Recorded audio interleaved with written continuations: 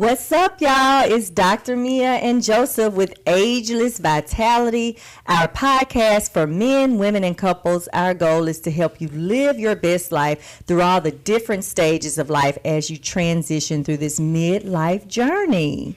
At Me Bella, our goal is to help you live well, age well, and experience everlasting intimacy. You want to introduce yourself, Joseph, for the people who may not know you? Yeah, hello, I am Joseph, your male intimacy coach with Me Bella Wellness Center, and welcome to Ageless Vitality. What we're talking about today? Today we're talking about enhancing your intimacy and relationships in midlife. Right. So what is enhancing your intimacy in midlife, Doc? Well, I think when people think about intimacy in general, the first thing they think about is sex. But what we like to always remind everybody is that intimacy has way more to do with just physical intimacy. It's so many different forms of intimacy. What's your favorite form of intimacy outside of physical intimacy, Joseph? I think I would say spiritual intimacy as well as what you call it, intellectual intimacy, and also recreational. Okay. Yeah. And you want to explain that for the people who may not understand quite what it is? I'll explain spiritual. So spiritual intimacy is when you connect with your God, with your partner, you grow together spiritually. For us, that means going to church, that means praying together, that means studying the Word of God together with our couples ministry that we do at our church. So we like to explore spiritual intimacy because I know that with that being on point, it's going to allow us to be more physically and emotionally intimate. Right. Right. And then intellectual intimacy is pretty much when you learn together, read together, things like that, experience, growth mentally, and then also recreational intimacies is when you hang out together and you do fun stuff and with the family and stuff like that. So, and then emotional intimacy involves a huge component of communication, which communication is something we like to talk about because it's important for us to be healthy, but it's also important to have healthy relationships. And you cannot have a healthy relationship without good communication. Absolutely. Good communication. Absolutely. So it's different levels of communication. And we always we can break it up into like 5, or we can break it down to about 3. So I start with the first one. That's just simple communication. Good morning, hello. It doesn't involve any feelings, any emotion. Doesn't even really involve any facts, It's just hello, how you doing? The weather's good, nothing major. Right. And then level 2. Level 2 is pretty much the same, just a little bit more conversation, which is called water cooler talk. When you're in the office, talking about game and stuff like that. Just, basic chit chat. And then you have level 3 communication, which is a little deeper, more question asking, deeper content, asking for feedback, type of conversation. And then you have a level 4 communication, which is more of a deeper, more intimate conversation, which is usually happen between partners. That all the other 3 can happen between colleagues and friends, but the level 4 communication usually is a conversation that happens between partners or close friends or family members. But mostly, when it comes to being intimate, it's a more conversation between partners, 2 partners. And it's sharing feelings and kind of bringing the emotional component into that intimacy. So I'm free to tell Joseph how I'm feeling, how something makes me feel. And then it's that real 5th level. Yeah, the 5th level conversation, which is the most intimate, high level of communication where you can have deeper conversation. And most of the time it's more of a maybe more of a I'm not going to say conflicting conversation. But you can talk about hard topics. But it's hard topics. Yeah, hard topics. And one of the most difficult for men and women is to have the conversation about sexual intimacy on that level. So that's when you get to that level and you can have that conversation, you are achieving the highest level of communication in your relationship. Which is going to Because if you can have level 4, we can talk about my health isn't great. How I feel about something. Yeah, or not even that. Just like, I need to go to the doctor. These things are wrong with me. And because we don't express a lot of those things with our mate. That's why sometimes we pass away without nobody knowing we got stuff going on, even people in our family. But when you get to that level 5 communication, you're having that conversation plus the intimate conversation. I'm not getting a good erection. I'm not having an orgasm. Or I don't like when you do this because it makes me feel like this. You know what I mean? Yeah. So conversations that may not make your partner happy, but conversations uncomfortable. that need, uncomfortable conversations sometimes, conversation, whether it's good or whether it's bad. Right. Absolutely. But it includes honesty and integrity, and it includes your emotional factors, which makes you have to be self-aware to really have Absolutely. level 5 communication. You have to understand yourself and be comfortable being self-aware and kind of analyzing Right. yourself. And it's your not feelings. always, like you said, it's not always a comfortable conversation, but it's a necessary conversation. Exactly. All right. So tell me, we deal with the communication and the intimacy and the different type of intimacy, different type of communication, but psychologically, what goes into being intimate in a relationship, especially when you're dealing with people who have been together and they say they know each other, but been together for quite some time. And now it's time to have some growth spurt conversations. Through this midlife journey. Through this midlife journey, So tell me, psychologically, what are some of the things we should be addressing with ourselves when it comes to being intimate? That's a good question. So being able to be vulnerable, I think, being able to understand that even though your body may be changing and you may experience intimacy different 10 years later, that it's okay for you to be vulnerable, have that level 5 communication. And then, for me, it's a part of therapy too. Incorporating therapy into my everyday life allows me to be more self-aware, allows me to analyze myself better, how I'm feeling better, and actually sit with my feelings and talk them out. And I think that's a big part of it. Everybody stays so busy. We're doing so many things that nobody stops to analyze themselves and be more self-aware to see how you really are feeling and how you really are doing emotionally and psychologically. And with that, the reason why I ask that is because a lot of times, we're dealing with in a time now, especially going through COVID and everything like that, where a lot of people have changed over the last 4 or 5 years. Right. And it's been a lot of mental instability as well as, unfortunately, it's been a lot of suicides as well. So psychologically, when it comes to being intimate and knowing yourself and communication and talking to your partner, what are some of the things, and you mentioned the key thing I was looking for, which is therapy. What are some of the things we need to be recognized within ourselves to make sure that we say, okay, we need to go to therapy? Right.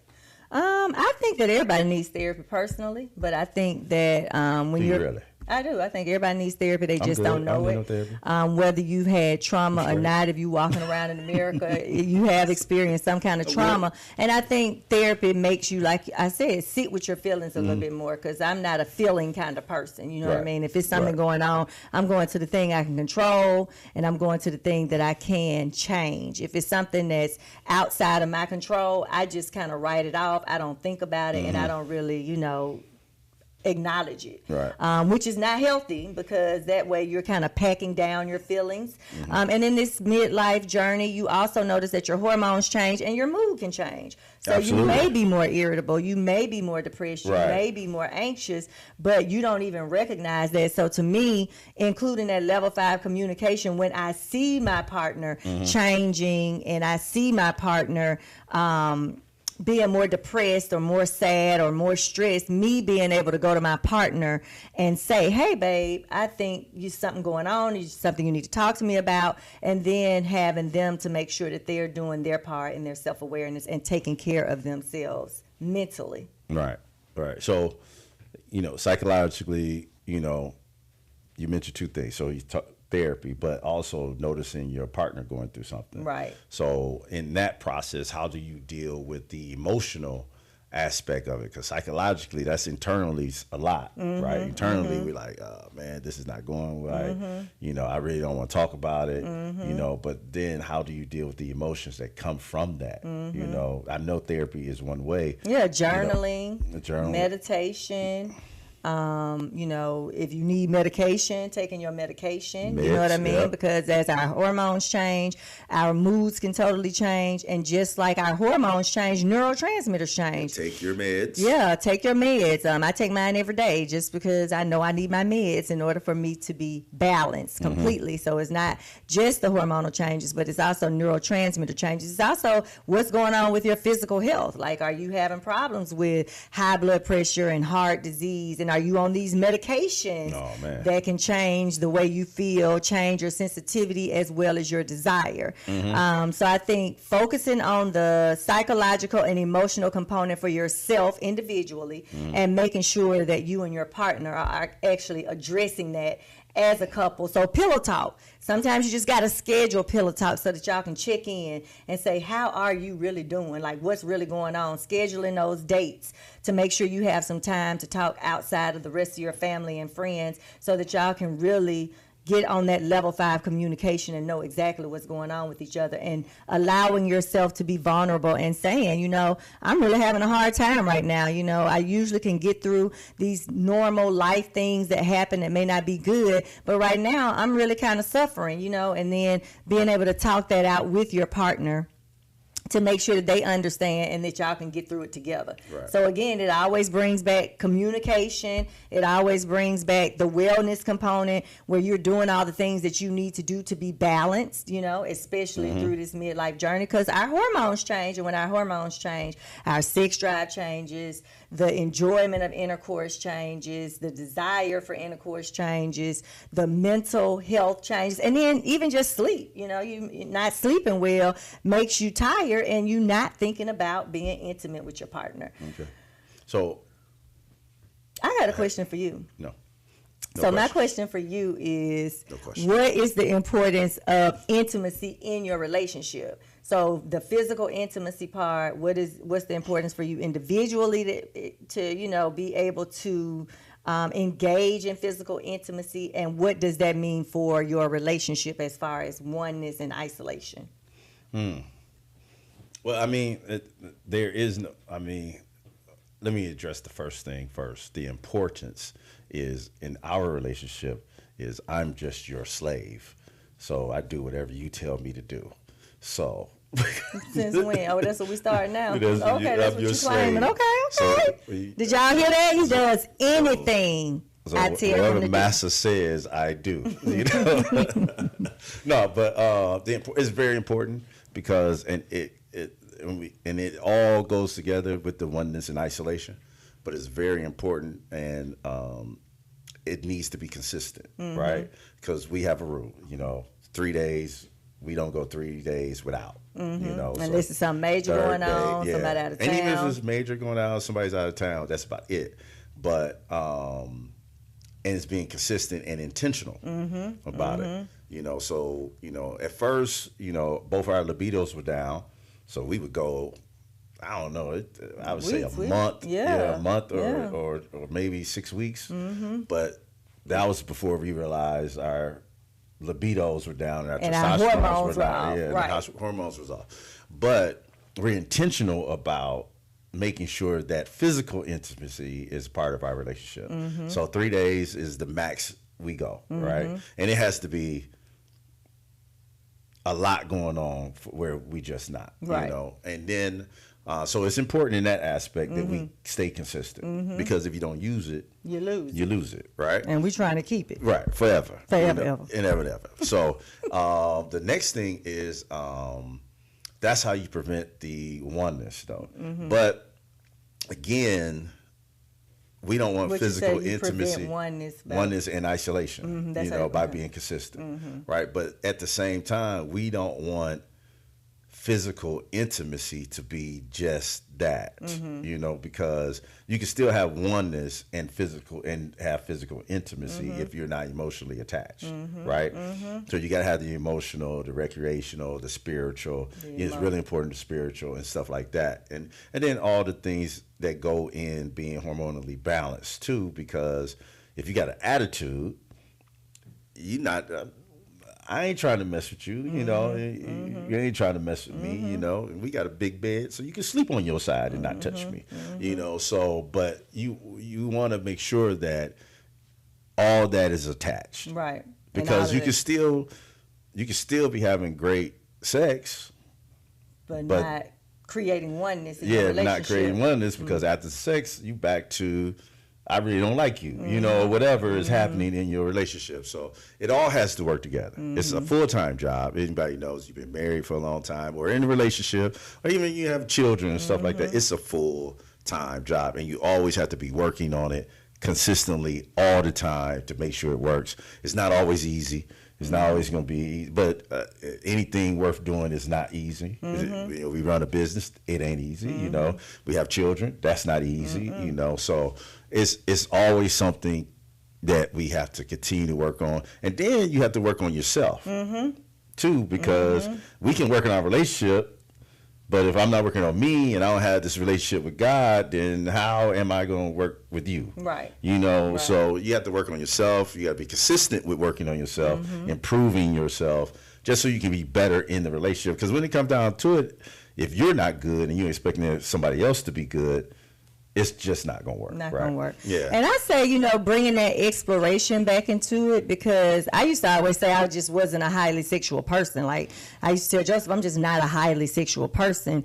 And that was because I've always been on birth control. So my not being highly sexual wasn't that I really wasn't highly sexual. It was that I needed some testosterone and I just didn't know it. So as soon as I got my testosterone, I became all of a sudden this highly sexual person that thinks about sex all the time, wants to have sex, can initiate sex some, you know what I mean? But that has required me to do. I don't. Yes, you do the other night. That has required me to do some exploring because, like so many women and so many people in general, nobody ever really talked to me about sex and the act of sex. Even as a gynecologist, I learned all about the female anatomy. I learned about all the things, but in our teachings, nobody ever taught us about erotic zones. Nobody ever taught us about the different kinds of orgasms and how you can have different orgasms and how to learn your body. What people taught us was that, first of all, you don't even touch yourself. They made it like it was this big sin to touch yourself or to masturbate. That's for women, now for women, but not for men. Oh, we don't do that. They always give men that opportunity to explore their bodies, to explore themselves sexually, and they don't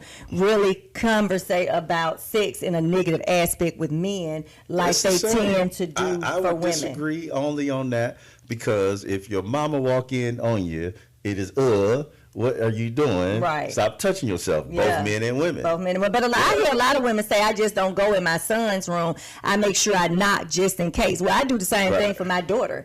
You know what I mean? Because God didn't make men sexual and women not, just there to, help with the sex of the men. God made us sexual beings. He gave us different parts of our bodies that we can enjoy with a partner or without a partner. And sex, to me, is the gift from God. And it truly is important in your relationship because it does prevent isolation and increase oneness. Because what we always say about relationships is, I need to be one with God. Joseph needs to be one with God so that we can connect together. Absolutely. And then really and truly create oneness, but including some great physical intimacy as well as all the other forms of intimacy. So I think exploring is good. I think exploring for yourself. I think exploring in your relationship because, like we said, bodies change. So as our bodies change, then we may experience sex differently, but being able to communicate that, explain to your partner what you like, explain to your partner what you don't like, and doing that in a way that won't be intimidating for your partner or make them feel negative energy from what you're saying. Right. But just, understanding your body and being able to communicate what you need personally, sexually to your partner. All right. So let me ask you, so what are some of the... I would say sexual midlife situations or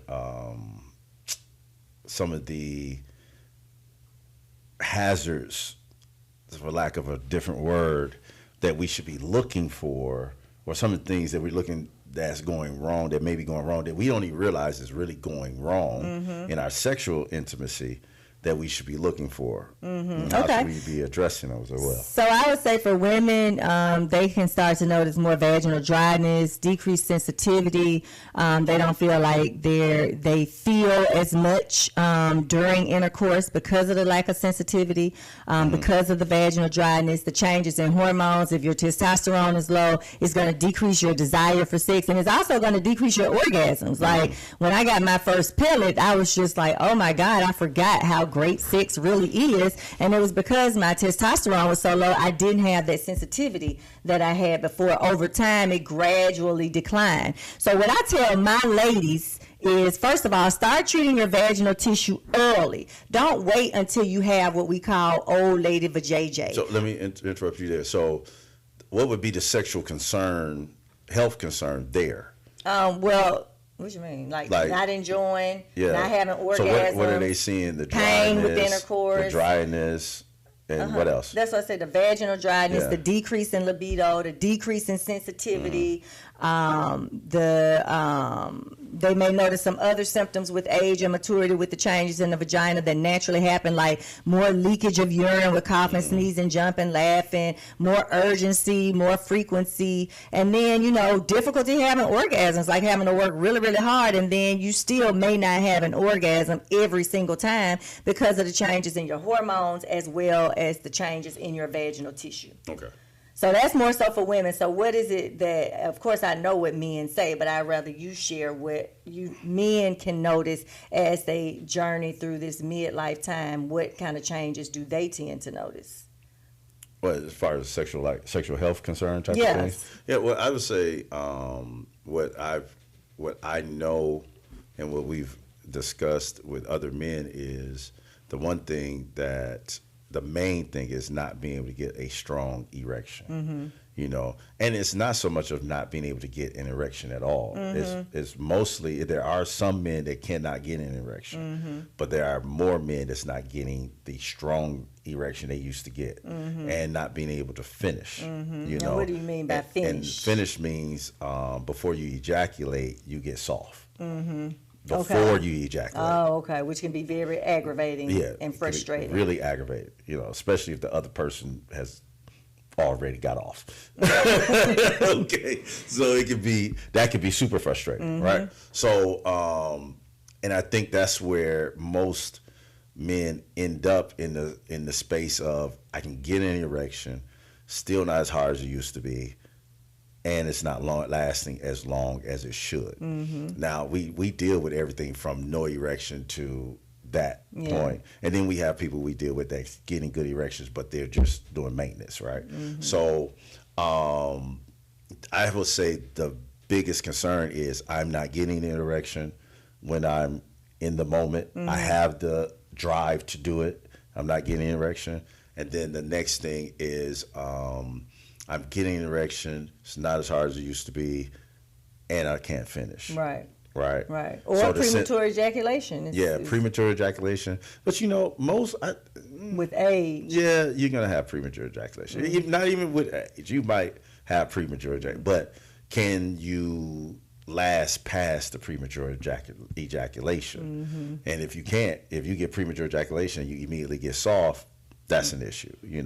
So just I think most of us just want to last longer than y'all.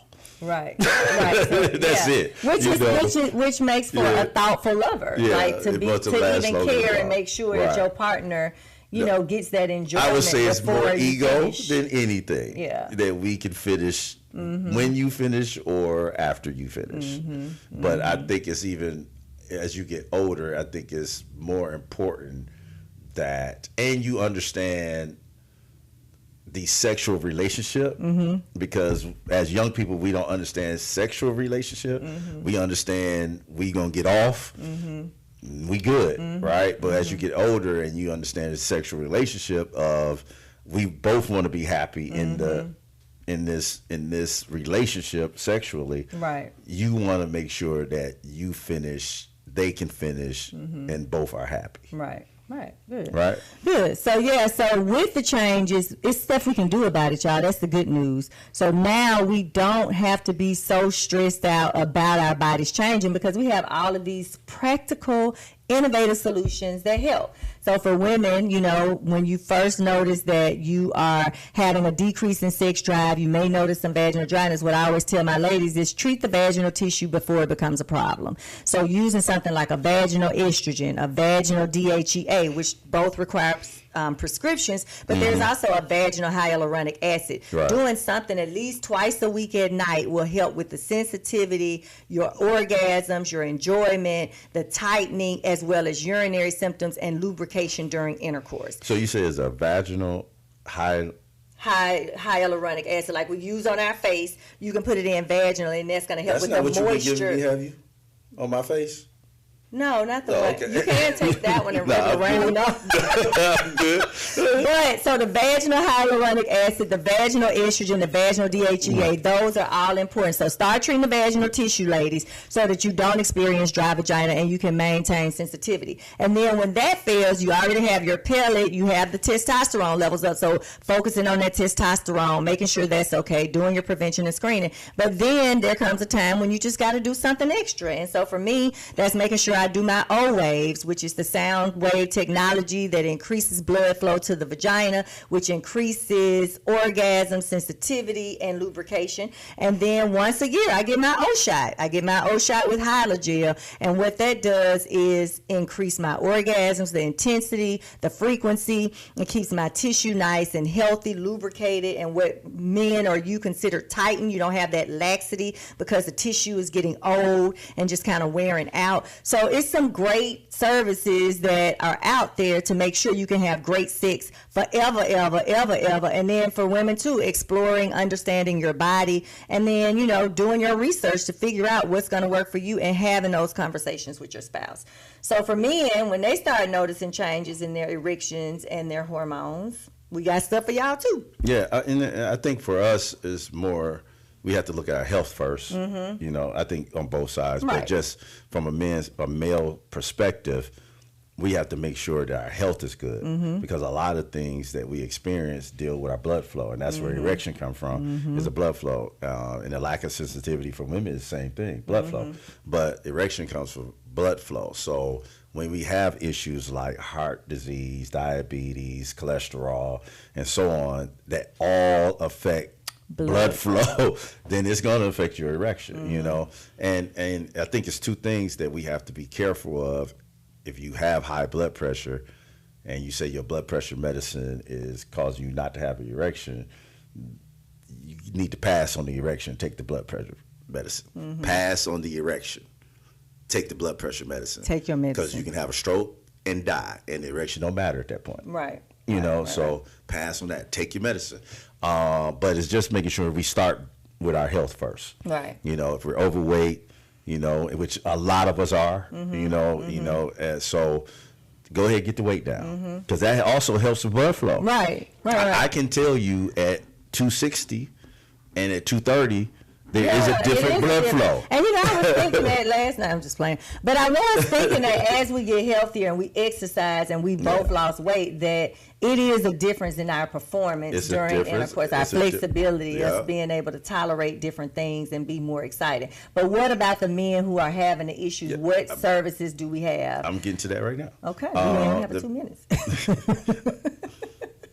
The men who are having those issues, it's the same thing. We have the same technology for women and men. So we had a P wave, which is the same as the O wave, which is the sound wave technology that we use in the genital area to create more blood flow, sensitivity, girth, and things like that. Then we had the P shot and the P with the hydrogel, which also gives you more girth, more stiffness, more sensitivity.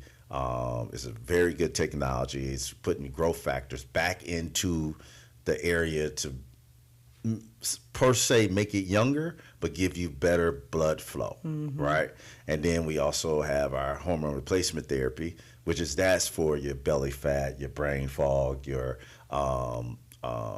libido, joints, your joint pain, things like that. And that's that testosterone that we've lost over the years that nobody told us we were losing, by the way. They don't talk about they don't talk about men. it. So they didn't tell us we lose testosterone.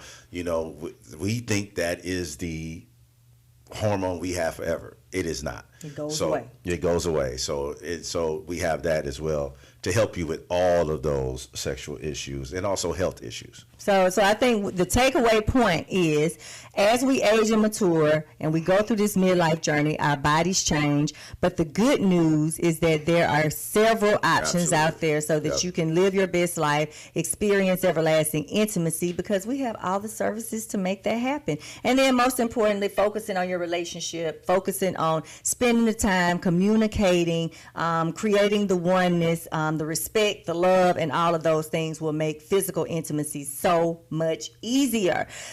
So we want to thank y'all for joining us for is this our 5th episode of the Ageless Vitality Podcast, where our goal is to empower men, women, and couples to live their best lives and experience everlasting intimacy to death do us apart. All right, so y'all have a great one. We'll see you on the next one. And on that one, we'll be talking about the importance of sleep and how sleep can affect your intimacy, your health, and your relationship. So make sure y'all tune in. We'll see you soon. It's Dr. Mia.